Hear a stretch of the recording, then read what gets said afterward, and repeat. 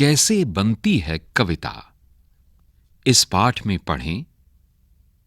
कविता क्या है? कविता कैसे बनती है? कविता में शब्दों का चयन, कविता में बिंब और छंद, कविता की संरचना, कविता के घटक। कविता कोने में घात लगाए बैठी है। यह हमारे जीवन में किसी भी क्षण बसंत की तरह आ सकती है। जॉर्ज लुइस बोर्खेस, अर्जेंटीना के स्पेनिश लेखक। कविता के बनने की कहानी। मां, दादी और नानी की ज़बानी, लोरी के बोल, खेतों के ढोल, बच्चों के खेल गीत, स्कूल में उनका पहला कदम, तोतली ज़बान से गीत दोहराता बच्चा, उनमें कुछ नए शब्द जोड़ता बच्चा। कविता की ये जानी पहचानी दुनिया है जिसे हम सब जानते हैं। आप जैसे ही इन स्मृतियों से जुड़ेंगे, कुछ बुनियादी सवालों पर सोचने को विवश होंगे। क्या कारण है कि दुनिया के हर बच्चे की पढ़ाई नर्सरी गानों से शुरू होती है? वो कौन सी चीज है कविता के बोल में जो दुनिया के बोल से ताल मिलाने के लिए जरूरी है? जैसे ही इन सवालों की ओर मुखातिब होते हैं, कविता की जानी पहचानी दुनिया अनजानी लगने लगती है। कविता के खेत, खलिहान, बाग बगीचे, चिड़िया, शेर, मूची, पानी, सूखा, गांव, नगर सब अपरिचित से लगने लगते हैं। इस अपरिचित दुनिया में गोते लगाने वाले आलोचक और कवियों को कविता कभी जादू लगती है तो कभी पहेली। वाचिक परंपरा के रूप में जन्मी कविता आज लिखित रूप में मौजूद है। उसके साथ ही मौजूद है ये सवाल कि कविता क्या है। यद्यपि कविता की इस पहेली को बूझना जटिल प्रक्रिया है, सारी जटिलता के बावजूद कविता हमारी संवेदना के निकट होती है। वो हमारे मन को छू लेती है, कभी कभी झकझोर देती है। कविता के मूल में संवेदना है, राग तत्व है। ये संवेदना संपूर्ण सृष्टि से जुड़ने और उसे अपना बना लेने का बोध है। ये वही संवेदना है जिसने रत्नाकर डाकू को वाल्मीकि बना दिया और वे कह उठे, मां निषाद प्रतिष्ठाम त्वमगमः शाश्वती समः यत्क्रौच मिथुनादेकमवधि काम मोहितम। इसी को सुमित्रा नंदन पंत ने कहा है, वियोगी होगा पहला कवि, आह से उपजा होगा गान, उमड़ कर आंखों से चुपचाप बही होगी कविता अनजान। सवाल ये उठता है कि जो वस्तु हमारे इतने निकट है उसे हम उसी तरह क्यों नहीं कह पाते जैसे कवि कहता है। जहां तक कविता लेखन का सवाल है, इस संबंध में दो मत मिलते हैं। एक तो ये कि कविता रचने की कोई प्रणाली सिखाई या बताई नहीं जा सकती है, लेकिन यह भी सच्चाई है कि पश्चिम के कुछ विश्वविद्यालयों में और अब अपने यहां भी कहीं कहीं काव्य लेखन के बारे में विद्यार्थियों को बाकायदा प्रशिक्षण दिया जाता है। सवाल यह भी है कि चित्रकला, संगीत कला, नृत्य कला आदि सिखाई जा सकती है, तो कविता क्यों नहीं? जैसे ही आप इन सवालों का सामना करेंगे, कविता का जादू खुलने लगेगा। ये वो संसार है जो आपको संभवतः एक कवि ना बना पाए, लेकिन अच्छा, भावुक या सहृदय पाठक जरूर बना देगा। कविता की बारीकियों से गुजरना उसे दोबारा रचे जाने के सुख से कम नहीं होगा। दरअसल एक अच्छी कविता आमंत्रित करती है बार बार पढ़े जाने के लिए, कुछ कुछ शास्त्रीय संगीत की तरह। जब तक आप उससे दूर हैं, रहस्यमयी लगेगी। करीब जाते ही उसे बार बार और देर तक सुनने को जी चाहेगा। अच्छी कविता आपसे सवाल करती है, सुने और पढ़े जाने के बाद भी वो बची रह जाती है आपकी स्मृति में, बार बार सोचने के लिए। वापस चलते हैं पहले सवाल पर कि कविता अन्य कलाओं की तरह सिखाई क्यों नहीं जा सकती। आप जानते हैं कि चित्रकला में रंग, कूची, कैनवस, तो संगीत में स्वर, ताल, वाद्य आदि की जरूरत पड़ती है, लेकिन कविता ऐसी कला है जिसमें किसी बाह्य उपकरण की मदद नहीं ली जा सकती। कवि की एक कठिनाई यह भी होती है कि उसे भाषा के उन्हीं उपकरणों से काम लेकर कुछ विशेष रचना होता है जो विभिन्न विषयों एवं हमारे दैनिक जीवन का माध्यम है। वो अपनी इच्छा अनुसार शब्दों को जुटाता है और उसे लय से गठित करता है। कविता की अनजानी दुनिया का सबसे पहला उपकरण है शब्द। शब्दों से मेल जोल कविता की पहली शर्त है। इस संबंध में अंग्रेजी कवि W.H. ऑर्डेन ने भी कहीं कहा है कि प्ले विद द वर्ड्स, यानी आरंभ में शब्दों से खेलना सीखें। इसी को एक उदाहरण से स्पष्ट किया गया है। कल्पना करें कि आप स्कूल के विद्यार्थी हैं। कक्षा में बैठे सभी सहपाठी आपसे अपरिचित हैं, अनजान हैं। जैसे ही आप खेल के मैदान में पहुंचते हैं तो वे सारे अपरिचित विद्यार्थी आपके मित्र बन जाते हैं। शब्दों के साथ भी ऐसा ही होता है। शब्दों से खेलना, उनसे मेलजोल बढ़ाना, शब्दों के भीतर सदियों से छिपे अर्थ की परतों को खोलना है। एक शब्द अपने भीतर कई अर्थ छिपाए रहता है, कुछ कुछ इंटरनेट की तरह। इंटरनेट से जुड़ना ज्ञान विज्ञान की नई दुनिया से जुड़ना है। शब्दों से जुड़ना कविता की दुनिया में प्रवेश करना है। आपने देखा होगा कि बच्चे खेल खेल में गीत रच डालते हैं। दरअसल रचनात्मकता सबके अंदर होती है, उसे तराशने की जरूरत है। तुकबंदी के प्रयास में धीरे धीरे उनकी रचनात्मकता आकार लेने लगती है। घो घो रानी कितना पानी, अथवा अक्कड़ बक्कड़ बम्बे बो 80-90 पूरे 100 में लगा धागा, चोर निकल कर भागा। कई बार हमारे बड़े कवियों ने भी शब्दों से खेलने का सार्थक प्रयास किया है। अगर कहीं मैं तोता होता तो क्या होता, तोता होता। रघुवीर सहाय। वाह जी वाह, हमको बुद्धू ही निरा समझा है। हम समझते ही नहीं जैसे कि आपको बीमारी है। आप घटते हैं तो घटते ही चले जाते हैं और बढ़ते हैं तो बस यानी कि बढ़ते ही चले जाते हैं। दम नहीं लेते हैं जब तक बिल्कुल ही गोल ना हो जाएं, बिल्कुल गोल। ये मर्ज आपका अच्छा ही नहीं होने में। शमशेर बहादुर सिंह। ऊपर दिए गए काव्यांशों में कवि ने शब्दों और ध्वनियों से खेलने का प्रयास किया है। खेल खेल में किए गए इस प्रयास द्वारा अर्थ के नए आयाम खुलते हैं। शब्दों का यह खेल धीरे धीरे एक ऐसी दुनिया में ले जाता है जहां रिदम है, लय है और एक व्यवस्था है। यही प्रवृत्ति आगे चलकर शब्दों को ठीक ठीक रखकर अर्थ के खेल खेलना सिखा देती है। यानी शब्दों के खेल से शुरू हुई कविता के रचने की कहानी शब्दों की व्यवस्था तक जाती है। उदाहरण के लिए धूमिल की कविता मोचीराम की कुछ पंक्तियां लेते हैं। चोट जब पेशे पर पड़ती है तो कहीं ना कहीं एक चोर कील दबी रह जाती है, जो मौका पाकर उभरती है और अंगुली में गड़ती है। इन पंक्तियों में पेशे पर चोट यानी उचित मेहनताना न मिलना और उपेक्षा के भाव पर बल है। इन्हीं पंक्तियों की संरचना को बदल देने पर अर्थ भी बदल जाएगा। पड़ती है पेशे पर चोट जब, तो चोर कील कहीं ना कहीं एक रह जाती है दबी, उभरती है जो मौका पाकर और गड़ती है अंगुली में। इन पंक्तियों की संरचना बदल देने से चोट पर अधिक बल हो गया है, पेशे की चोट पर कम, जबकि ऊपर की पंक्तियों में पेशे की चोट पर अधिक बल है।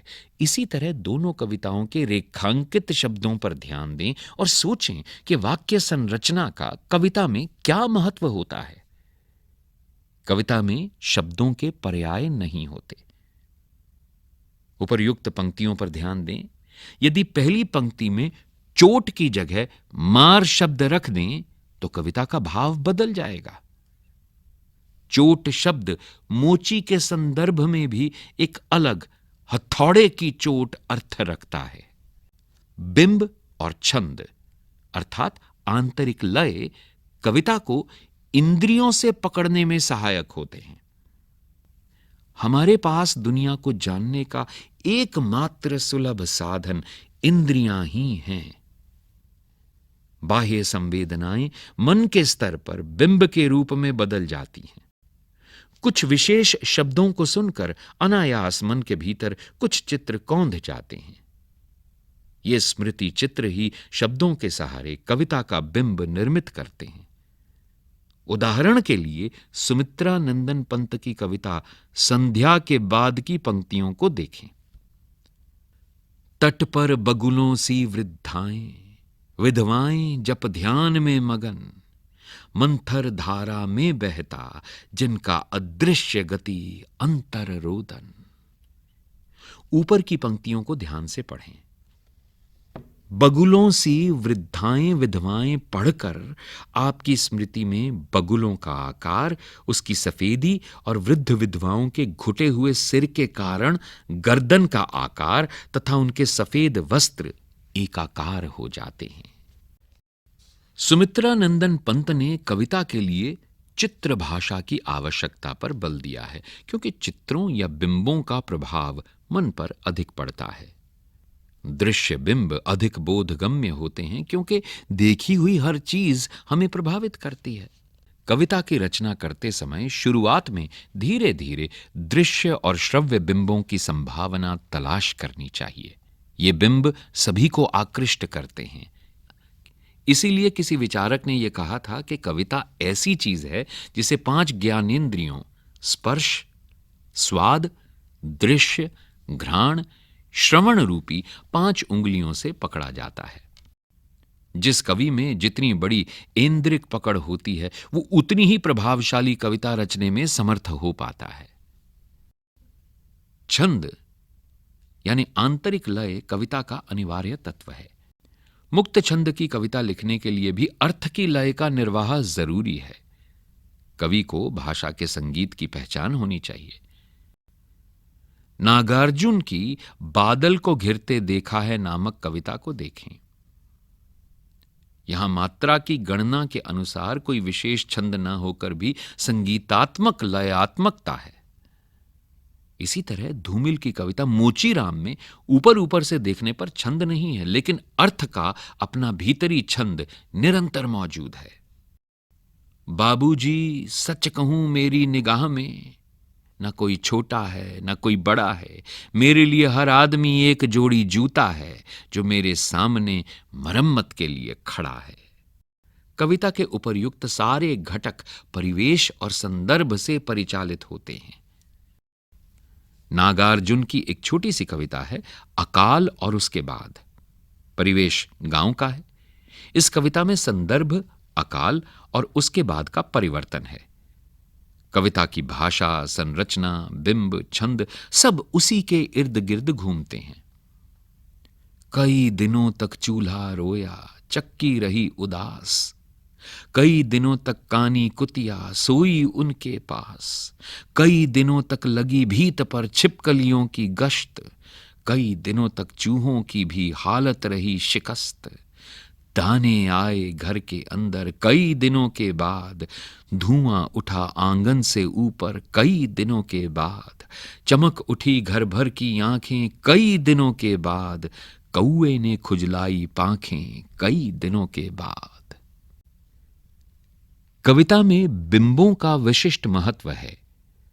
प्राकृतिक दृश्यों को सजीव एवं चेतन बिंब के रूप में प्रस्तुत करने की शैली को मानवीकरण कहते हैं। जैसे बीती विभावरी जागरी, अंबर पनघट में डुबो रही, तारा घट ऊषा नागरी। अकाल और उसके बाद होने वाले परिवर्तन को कवि ने सांगीतिक व्यवस्था के भीतर केवल कुछ संकेतों के द्वारा प्रकट करके अपनी बात कह दी है। जैसे घर में दाने का आना, आंगन से ऊपर उठता हुआ धुआं, घर वालों की आंखों में आई चमक और कौओं के द्वारा पंखों का खुजलाया जाना। गांव के परिवेश के लिए चूल्हा, चक्की, दाने, पांख आदि तद्भव शब्दों का प्रयोग हुआ है। यहां किसी भी शब्द को हटाकर उसका पर्याय रख दें तो कविता का अर्थ बदल जाएगा। जैसे कई के स्थान पर बहुत शब्द रख दें। कई शब्द एक एक दिन की अकाल की भीषणता और अकाल के बाद के उल्लास का हिसाब देने में समर्थ है, जो बहुत के द्वारा संभव नहीं था। आप देखेंगे कि इस कविता में एक साथ ठेठ गंवई शब्दों के साथ शिकस्त, गश्त जैसे उर्दू शब्दों का प्रयोग इसे सहज परिवेश देता है। ध्यान देने की बात है कि यही कवि जब बादल को घिरते देखा है नामक कविता में विराट प्रकृति, भव्य हिमालय का सौंदर्य वर्णन करता है तो उसे कालिदास याद आते हैं और भाषा खुद ब खुद तत्सम पदावली से युक्त हो जाती है। परिवेश के साथ साथ कविता के सभी घटक भाव तत्व से परिचालित होते हैं। कवि की वैयक्तिक सोच, दृष्टि और दुनिया को देखने का नजरिया कविता की भाव संपदा बनती है। कवि की इस वैयक्तिकता में सामाजिकता मिली होती है, हवा में सुगंध की तरह, कुछ कुछ निराला की सरोज स्मृति की तरह घनघोर निजी और उतनी ही सामाजिक।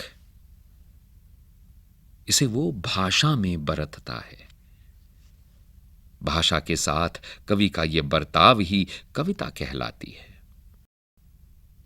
प्रतिभा इन्हीं तत्वों को उजागर करने वाली आंतरिक क्षमता है जिसे हम दुनिया के महान कवियों में पाते हैं। कविता के कुछ प्रमुख घटक हैं। कविता भाषा में होती है, इसलिए भाषा का सम्यक ज्ञान जरूरी है।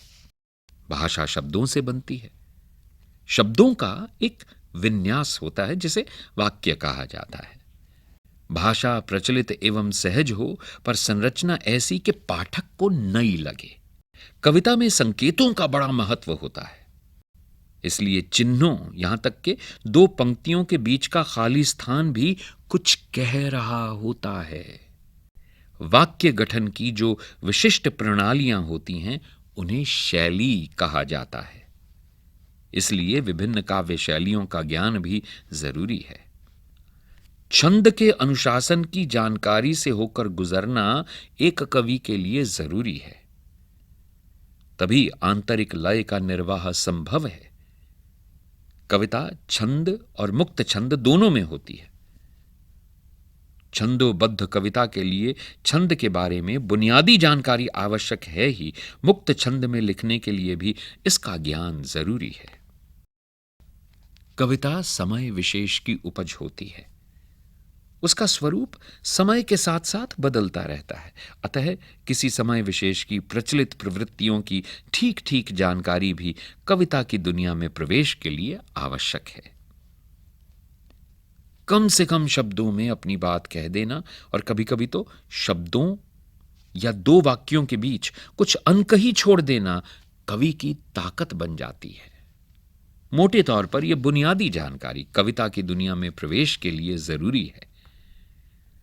पर 100 बात की एक बात कि सारी तैयारी हो और कविता रचने के लिए चीजों को देखने की नवीन दृष्टि या नए को पहचानने और प्रस्तुत करने की कला न हो तो काव्य लेखन संभव नहीं।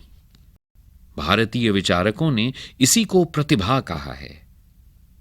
ये प्रतिभा प्रकृति प्रदत्त होती है और हर आदमी में किसी न किसी रूप में मौजूद होती है। किसी नियम या सिद्धांत के अनुसार इसे पैदा नहीं किया जा सकता, निरंतर अभ्यास और परिश्रम के द्वारा विकसित अवश्य किया जा सकता है। जहां तक कविता का सवाल है, शब्दों का चयन उसका गठन और भावानुसार लयात्मक अनुशासन वे तत्व हैं जो जीवन के अनुशासन के लिए जरूरी हैं। भाषा सीखने में तो मददगार हैं ही। कविता की ये कुछ ऐसी विशेषताएं हैं जो कविता रचना भले ना सिखाए, लेकिन इन्हें जानना कविता को रचने का मजा दे सकता है और कविता को सराहने का सुख भी। साथ ही शब्दों की दुनिया में प्रवेश, उनसे खेलना विद्यार्थी की रचनात्मक शक्ति और ऊर्जा को बाहर लाने में अद्भुत भूमिका निभा सकते हैं। आपने अनेक कविताएं पढ़ी होंगी। उनमें से आपको कौन सी कविता सबसे अच्छी लगी? लिखिए। यह भी बताइए कि आपको वो कविता क्यों अच्छी लगी। आपके जीवन में अनेक ऐसी घटनाएं घटी होंगी जिन्होंने आपके मन को छुआ होगा। उस अनुभूति को कविता के रूप में लिखने का प्रयास कीजिए। शब्दों का खेल, परिवेश के अनुसार शब्द चयन, लय, तुक, वाक्य संरचना, यति गति बिंब, संक्षिप्तता के साथ साथ विभिन्न अर्थ स्तर आदि से कविता बनती है। दी गई कविता में इनकी पहचान कर अपने शब्दों में लिखें। एक, जनता का दुख एक, हवा में उड़ती पताकाएं अनेक, दैन्य दानव, क्रूर स्थिति, कंगाल बुद्धि, मजूर घर भर, एक जनता का अमरवर, एकता का स्वर, अन्यथा स्वातंत्र्य इति। शमशेर बहादुर सिंह।